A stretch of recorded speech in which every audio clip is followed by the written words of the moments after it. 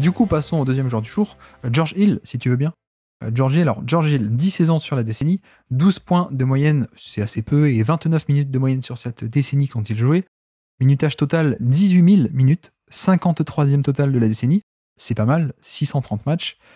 Et alors là, c'est le jackpot complet, c'est le coup du chapeau, aucune récompense individuelle au niveau du palmarès, aucune comparaison NBADraft.net ou Draft Express, et aucun surnom basketball référence, c'est le coup du chapeau. Ouais, ça paraît, c'est le dernier qui paraît le plus bizarre, quoi. Alors, rien sur basketball référence, j'ai quand même trouvé sur Google Indiana George, voilà. Parce que c'est une légende de l'Indiana qui a fini à la fac et ensuite aux Pacers, mais bref. Bon, voilà, c'est le triplé historique, pas de récompense, pas de comparaison et pas de surnom. Bref, George Hill, que moi j'aime quand même plutôt pas mal. 24 ans au début de notre décennie, puisque rappelons draft 2008. L'année d'avant, 2010, il est aux Spurs. On en a parlé récemment dans un podcast avec Vince. Il commence un peu à titulaire, mine de rien, sur cette saison 2010, devant Tipeee en playoff, même au niveau de poste de titulaire. Et donc, au début de notre décennie, il retourne sur le banc, mais quand même 28 minutes de jeu par match sur cette saison 2011. Il fait partie de la très très bonne attaque des Spurs sur cette année-là. Spurs a plus de 60 victoires, mais malheureusement, ils seront éliminés par Memphis au premier tour des playoffs. Encore une fois, je vous renvoie le podcast récent qu'on a fait. Et puis donc, été 2011, mois de juin 2011, même le 23 juin, échange à Indiana contre Kawhi Leonard, le fameux échange du pick qui deviendra Kawhi Leonard. Et donc, il arrive aux Pacers, chez des Pacers en tout cas, où il y a déjà Darren Collison, mine de rien, qui est installé sur le poste de meneur titulaire. On est encore dans cette période-là où les Pacers, enfin, le premier passage de Darren Collison, pardon. Et donc, 2012, il est un peu backup. Il joue derrière Collison. Donc pas énorme production statistique, même pas énorme temps de jeu pour le coup cette saison-là. Il sort du banc en playoff, ça bat Orlando au premier tour et ça tombe contre Miami au deuxième tour. C'est encore l'Indiana de Danny Granger du coup. 2013, il est propulsé titulaire puisque Darren Collison n'est plus là et donc c'est lui le titulaire. 34 minutes de jeu par match en moyenne, 14 points, 5 passes quasiment de moyenne cette saison-là. En playoff, c'est l'explosion de Paul George cette saison-là, donc ça s'arrête en finale de conférence contre Miami. 2014, c'est la revanche, lui encore à 32 minutes de jeu par match, avec moins de responsabilité offensive, cela dit. Il passe de 14 à 10 points de moyenne à peine, même dans le jeu, il a moins de tirs et moins de responsabilité. Il faut dire aussi que Paul George a explosé dans un encore plus gros rôle et que Lance Stephenson était aussi pas mal créateur offensif cette saison-là. Bref, en playoff, encore une fois, ça tombe contre Miami malheureusement. 2015, c'est un peu une année sans pour les Pacers puisque Paul George est blessé à la jambe à l'été 2014 avec Team USA, son horrible blessure, et du coup Indiana est privé de sa star et pas très bon cette année-là. Lui pour le coup est plutôt pas mal, 16 points de moyenne, 5 assists, c'est pas loin d'être une de ses meilleures saisons. Pas de playoff malheureusement pour lui. 2016, Paul George revient, les Pacers sont de nouveau compétitifs avec un George Hill qui a 12 points, 4 assists, voilà, c'est pas fantastique, mais du George Hill, 34 minutes de jeu par match, titulaire. En playoff, ça tombe contre Toronto au premier tour. Et puis donc, ensuite, il passe par Utah en 2017. Une saison avec le Jazz, qui est peut-être sa plus belle, je pense, sur la décennie. 31 minutes de jeu, 17 points de moyenne, 4 assists dans un Utah qui commençait à être compétitif. D'ailleurs, c'est la première année où ils feront les playoffs. Et lui était un peu le très bon vétéran d'ailleurs, meneur titulaire de cette très bonne équipe. En playoff, ça tombe contre Golden State au deuxième tour, malheureusement. Et puis, à la Free Agency 2017, il va signer un gros contrat du côté de Sacramento plutôt que de rester à Utah. Et il fera le coup classique, enfin c'est lui qui l'a inventé, le coup de je vais signer un gros contrat, et puis 3 mois plus tard, je suis échangé dans un effectif compétitif. Donc il fait un début de saison à Sacramento, et puis échangé à Cleveland, où donc il sera le meneur titulaire de LeBron James sur son dernier round de playoff en finale avec Cleveland. Et puis voilà, et puis 2019 il est encore à Cleveland et puis échangé en cours d'année à Milwaukee. Il finit la saison à Milwaukee, 47 matchs à Milwaukee, mais on est dans un rôle beaucoup plus mineur cette fois, 20 minutes de jeu par match. Et puis 2020, encore une fois, une vingtaine de minutes par match en sortie de banc à Milwaukee, le grand Milwaukee d'Antetokounmpo. Donc voilà un peu pour sa décennie. Moi je dois t'avouer qu'en le réétudiant, ça m'a paru beaucoup moins que dans mes souvenirs de base. Mais mine de rien, même s'il n'y a pas en termes de volume de saison, il n'y a pas autant que ce que je pensais à la base, ça restait quand même un profil qui était assez intéressant à défaut d'être une star ou même un joueur majeur. Oui, mais c'est vrai que ce qui était intéressant avec George Hill, c'était que clairement, C'était pas le meneur dans le sens qui allait être ton meneur offensif. Et en disant ça, c'est sans même parler de première option. C'est pas quelqu'un que tu mettais sur le terrain pour jouer les débuts de système un peu classiques que habituellement les porteurs de balles ont comme responsabilité. Et du coup, Georgie, il était un peu pour moi dans ce moule un peu à la Patrick Beverley, où certes c'est le poste 1, tu peux leur faire remonter la balle sur le terrain, mais l'idée est pas forcément de les impliquer directement offensivement derrière. Et par contre, s'ils sont sur le terrain avec quelqu'un qui peut être plus le dépositaire du jeu, ils seront très complémentaires en étant offensivement loin du ballon, en étant une menace, et voire même pour George Hill l'être un peu plus. Je sais pas si l'appeler second créateur serait peut-être aller trop loin, mais du moins quelqu'un qui, je disais ça, hein, c'est quand même, je fais la comparaison avec Beverley, c'est au-dessus de Beverley, hein, soyons Oui. clairs. Ce que j'allais dire, j'allais faire exactement la même comparaison, mais moi j'allais dire Beverley plus finalement. Oui, qui capable quand même de faire beaucoup plus de choses. Vous demandez de lancer un pick and roll. Beverley, je sais pas si c'est une bonne idée avec George Hill, ça va être une bonne idée, mais clairement ça va pas être votre axe offensif, quoi. Et à côté de ça, vous avez probablement l'un des meilleurs défenseurs à son poste à la décennie. Je suis même surpris qu'il ait jamais eu de All Defensive Team, du coup. Ouais. Parce que voilà, il a souvent été, notamment avec l'explosion des défenses en ice au début de la décennie, il a sans doute été, je pense, l'un des modèles de comment vraiment bien défendre dans ce système du ice, avec en plus, surtout, il y avait Roy Hibbert du côté des Pacers, comment vraiment bien orienter son joueur, tout en restant collé, bien traverser l'écran. Voilà, George Hill a été, je pense, dans ceux qui, si vous étiez, je sais pas, vous arriviez dans la ligue en 2013-2014, si je pense vous regardiez des vidéos pour bosser là-dessus, vous aviez sûrement du Chris Paul, mais vous aviez aussi, je pense, à ce moment-là, du George Hill, quoi. Et qui, à côté de ça, donc vraiment un bon défenseur sur le porteur de balle, sur le meneur, mais aussi quelqu'un qui était avec un peu de polyvalence en termes de poste, mais aussi je dirais plus de polyvalence plus qu'en termes de poste, en termes de rôle aussi, parce que ça soit sur le ballon ou en étant un peu en dehors du ballon, mais pas de seconde protection d'arceau, hein, soyons clairs, mais dans les rôles de stunt et tout, un peu d'activité loin du ballon, mais plutôt haut sur le terrain, plutôt on va dire côté faible, mais dans les 45 degrés, quelqu'un qui pouvait, voilà, sur les lignes de passe être particulièrement gênant, quoi. Donc au final, si on fait le bilan, vous avez un joueur qui était extrêmement complémentaire si vous deviez passer autrement que par le poste 1 pour créer votre attaque. Et encore, même si je dis ça, c'est peut-être un peu trop réducteur parce que George Hill était aussi quelqu'un que vous pouviez décaler au poste 2, ce qui est arrivé à plusieurs moments dans sa carrière aussi, quoi. Oui, totalement. Mais c'est vrai que au final, je trouve qu'il y a eu un pic intéressant, mais en termes de longévité, comme je décrivais un peu sa décennie, je me dis qu'il y a combien d'années top finalement sur cette décennie, dans le sens où 2012 il est à Indiana, mais il sort un peu du banc avec pas un temps de jeu et pas une importance énorme. 2011 déjà il sort du banc aux Spurs, mais à la limite il a un rôle un peu plus majeur, mais c'est pas non plus un rôle de star, hein. Clairement pour des standards du top 100 d'une décennie, c'est pas beaucoup, quoi, on va dire.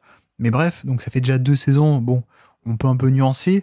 2015, malheureusement, Indiana est nul, alors que lui est plutôt pas mal, mais ça fait un peu. C'est pas top non plus pour son propre résumé. 2018, à cause de sa free agency, Sacramento, et puis ensuite échangé à Cleveland, il fait qu'une demi-saison, et encore, c'est une vingtaine de matchs à Cleveland. 2019, il fait aussi une demi-saison à Milwaukee. Et 2020, il fait aussi un rôle mineur, quoi, à peine une vingtaine de minutes par match. Donc ça fait quand même pas mal de. Tu vois, j'avais vraiment un souvenir d'une décennie beaucoup plus solide et beaucoup plus constante que ça sur George Hill, quoi. Ouais, pareil. Je crois, on a que 5 saisons au-dessus des 1600-1700 minutes. Ouais. Et pour quelqu'un qui a été là toute la décennie, oui, en fait, on pouvait s'attendre à mieux et on voit que finalement, bon, je pense qu'il y a pas mal de blessures, hein, et tout dans le coin, mais on a quelqu'un qui, voilà, finalement, sur la décennie, a été un titulaire en puissance finalement que la moitié du temps, quoi. Oui, c'est ça, ouais. Et c'est vrai que voilà, je viens de dépeindre un tableau plutôt laudatif du joueur, assez positif. Et voilà, à la fin, on parle du coup d'un très bon role-player, mais plutôt à votre 4-5e homme que dans vos 3 premiers, quoi. Donc si on rajoute 4-5e homme et quelqu'un qui n'a eu un temps de jeu conséquent que sur la moitié de la décennie, c'est pas aussi bien qu'on l'aurait Ouais. souhaité, je pense. Après, on a quand même donc 13-14 rôles majeurs, on va dire, en tout cas en termes de temps de jeu, avec des Pacers qui vont en finale de conférence, c'est pas mal. Mais bref, donc pas mal de trous sur cette décennie, et quand même, je voulais le souligner, pas mal de trous, pas mal d'inconstances, ou pas autant qu'on voudrait, mais un pic très intéressant, je trouve, et peut-être plus que d'autres meneurs un peu moyen bons de cette décennie. Euh, Tu vois, par exemple, je pense que le pic de George Hill en 2017, par exemple, à Utah, pour moi, je suis pas sûr que Jeff Teague ait un pic meilleur que ça, mais peut-être que je me trompe. Ah, c'est marrant de regarder le même joueur tous les deux en même temps. Mais tu vois, je me pose un peu la question. En tout cas, j'ai l'impression que 16 et 17, on a un pic assez intéressant, quand même, mine de rien, de un meneur très complet. Tu parlais de Patrick Beverley. Pour moi, c'est un peu un Beverley plus, un Beverley de luxe même, dans le sens où on a le très bon défenseur, comme tu as décrit. On a un shoot à plus de 40% sur cette période-là, à plus de 4,5 tentatives par match à 3 points, ce qui pour aujourd'hui paraît peu, mais pour l'époque était quand même pas mal. Et puis on a même un peu de création en plus, balle en main, ce qu'on n'a jamais eu pas de Beverley. Ce qui faisait finalement un profil très intéressant et un pic finalement assez intéressant sur ces 2 années-là. Malheureusement, qui a été beaucoup plus irrégulier ensuite parce que contrat et parce qu'il a beaucoup changé d'équipe. Mais tu vois, c'est pas non plus pour rien s'il y a pas mal d'équipes valuable qui ont tout le temps voulu de lui, je pense, en carrière. Même si sa carrière, elle est un peu décevante par rapport aux attentes qu'on pouvait avoir sur le jeune George Hill en 2010 ou 2011, au final, il y a quand même toujours des équipes compétentes qui viennent le chercher. À mon avis, c'est quand même plutôt un marqueur intéressant. Et tu vois, voilà, au niveau du passing, il était moins fort que des Jeff Teague, que des Ty Lawson, voire que Jrue Holiday. Par contre, en défense, il était clairement meilleur que des Teague ou des Ty Lawson, assez clairement. Donc je sais pas comment est-ce qu'on mélange un peu tout ça, surtout quand on vient pondérer avec, comme tu disais, le fait qu'il y a la moitié de la décennie où finalement il n'a pas des rôles majeurs, hein, il sort du banc, voire même avec des rôles une vingtaine de minutes, pas plus. C'est un peu compliqué tout ça, de mélanger tout ça. Je sais pas si tu veux passer au classement ou tu as d'autres choses à rajouter. On peut passer au classement, mais c'est vrai que d'instinct, alors après je suis en train de regarder un peu le minutage de Ting, tu vois, j'ai pas trop de doute que et c'est bête à dire parce que ce que je veux dire, ça peut paraître un peu osé, mais quasiment peu importe le contexte, je préfère avoir George Hill que Jeff Teague, quoi. Ouais. C'est Jeff Teague m'a toujours donné cette impression un peu de, pour reprendre le terme américain, d'un petit calories, quoi. Où ok, il y a des points, ok, il y a de la production, mais c'est jamais très efficace, c'est jamais suffisant pour être l'engrenage offensif que quelqu'un à qui tu donnes un tel rôle devrait sans doute avoir, et que défensivement, on n'a jamais quelqu'un pour moi, de très positif.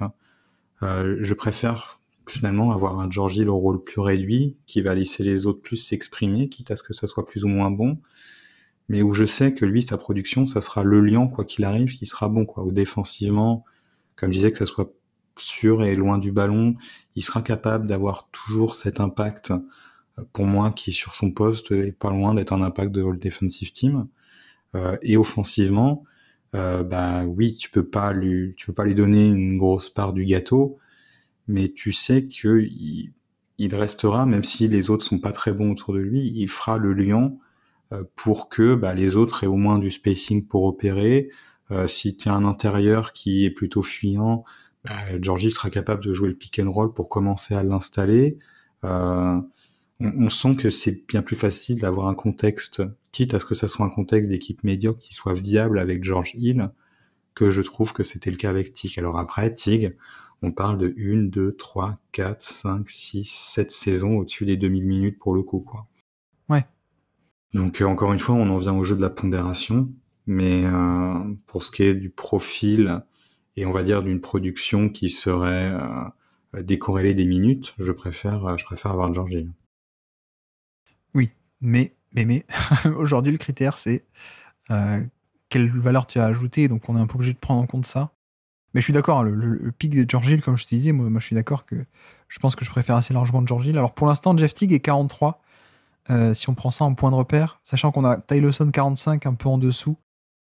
Comment tu te situes par rapport à ça? Tu vois, Ty Lawson, moi je l'avais un peu dans cette zone aussi, mais Ty Lawson a 4 saisons, 4-5 saisons sur la décennie. Beaucoup plus créateur offensif. Je sais pas si ça peut être du même niveau que George Hill, qui était moins créateur, plus défenseur, et qui a un peu plus de longévité, mine de rien, même si c'est un peu plus irrégulier. Dans cette zone, je sais pas, Je donnerais l'avantage de la longévité quand même à George Hill. Ouais. Du fait que, pour moi après c'est plus les blessures, mais on a continué d'avoir un joueur qui est quasiment resté intéressant du début à la fin, quoi. Pour moi, la diminution du temps de jeu de George Hill, oui, il y a clairement le déclin du joueur, mais on a un joueur qui, même après cette décennie, est resté intéressant par séquence, quoi. Donc, je pense que je préfère le pic de Ty Lawson, qui pour le coup, quand il était sur le terrain, donnait beaucoup plus l'impression d'être capable de lancer véritablement le moteur offensif d'une équipe. Je pense en réalité qu'on n'est pas loin, oui. Si Georgie a l'avantage de la longévité, Ty Lawson a l'avantage du pic, mais Ty Lawson était un peu dans un rôle unidimensionnel, unidimensionnel dans le sens, ça ne pouvait être que ce rôle-là, là où Georgie était beaucoup plus malléable. Je pense qu'on n'est pas loin, oui, en effet. On peut le mettre entre Jeff Teague et Ty Lawson, du coup. Oui. Jeff Teague qui serait 43. George Hill, on pourrait le mettre en dessous, et ensuite, il y en a David Lee et Ty Lawson. On peut faire un truc comme ça. Ok, faisons ça. Ah oui, attends, je rajoute aussi, mine de rien, argument pro de George Hill, malgré tout.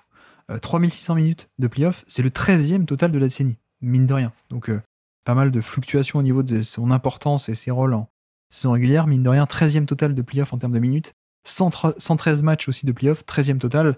Et sachant qu'en playoff, sur toutes ces playoffs des années 2010, il a 32 minutes de jeu par match en moyenne. Donc c'est quand même plutôt pas mal, quoi. Là, pour le coup, c'est pas que des rôles mineurs. Bref, du coup, petit quiz pour finir. Qui est dans l'effectif? Allez, je suis allé chercher une équipe extrêmement marquante de cette décennie. Le Cleveland qui va en finale avec des briques et des brocs en 2018, avec donc notamment George Hill, qui est le meneur de cette équipe sur la fin de saison. Est-ce que tu es capable de me citer qui est dans l'effectif des joueurs de ce Cleveland 2018? LeBron James. Ouais, facile. J.R. Smith. Ouais. Kevin Love. Ouais. Là, ça devient plus difficile déjà. Qui c'est qui avait Tristan Thompson. Tristan Thompson est encore là. Il sera peut-être pas forcément dans notre classement à la fin, mais il est encore dans cette équipe. Je pense que ça va te faire rire que j'y pense aussi rapidement. Kendrick Perkins. Exactement. Kendrick Perkins est là. J'ai presque fait ce quiz juste pour que tu me dises Perkins. Ouais. Jeff Green. Jeff Green, oui. Jeff Green est là, totalement. J'allais dire, pense au fait que Kyrie Irving n'est plus là. Donc. Isaiah Thomas. Isaiah Thomas est passé par là, effectivement, dans l'année. Ah putain, il y a du transfert, ça veut dire ça, dans tous les sens. Il y a pas mal de transferts cette année-là. Quelqu'un qui arrive avec Thomas de Boston, d'ailleurs. Un ailier. Qui ensuite est parti à Utah. Ensuite Miami. Là, il est aux Suns actuellement. Jake Crowder. Bah, tu vois, ça m'était complètement sorti de la tête. Par contre, tu vois, j'allais te proposer... Ça doit être l'aspect podcast média, je pense, hein, parce que tu vois, j'ai pensé à Perkins. Shumpert et Fry. Exactement, Shumpert est là. Channing Frye aussi, oui, tout à fait. Pense aussi à ce début de saison où on avait 2 titulaires dans le backcourt. Tu te dis, mais j'espère que tu vas t'en souvenir. Il y en a un, il était passé par Chicago juste avant, mais c'était une légende de Miami. Dwayne Wade. Dwayne Wade commence la saison avec les Cavs avant d'être échangé à Miami.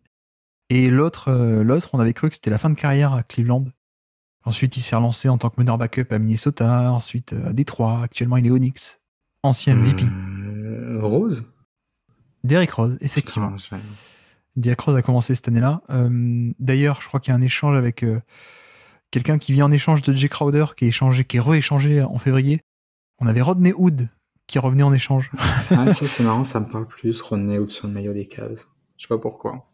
Et on avait quelqu'un qui actuellement est à Utah, mais qui était un pétard offensif, on va dire. Clarkson? Jordan Clarkson, effectivement. Il est par là. Je crois que t'as à peu près tout le monde. Alors, le fils d'une ancienne star des Cavaliers des années 80-90. Larry Nance. Larry Nance, effectivement. On avait un meneur espagnol qui est passé par là. Calderon? Exactement. Ben, José Calderon est par là, on ne sait pas pourquoi. J'en ai aucun souvenir. moi non plus. Et puis, on a un ailier qui est encore aux Cavaliers actuellement, turc, si je dis pas de bêtises. Shady Osman? Cedi Osman est déjà là. Et un pivot européen que Boston avait dû lâcher dans l'échange pour Irving. Ah, je me rappelle plus du nom. Et ça, les fans des Celtics étaient un peu désolés de le lâcher. Finalement, il a rien donné en NBA. C'était Ante Zizic. Ah oui, oui, en effet. Ah si, j'en ai oublié un, pardon. Shooter d'élite qui était par là. Shooter d'élite autour de LeBron James. Kyle Korver? Kyle Korver, effectivement.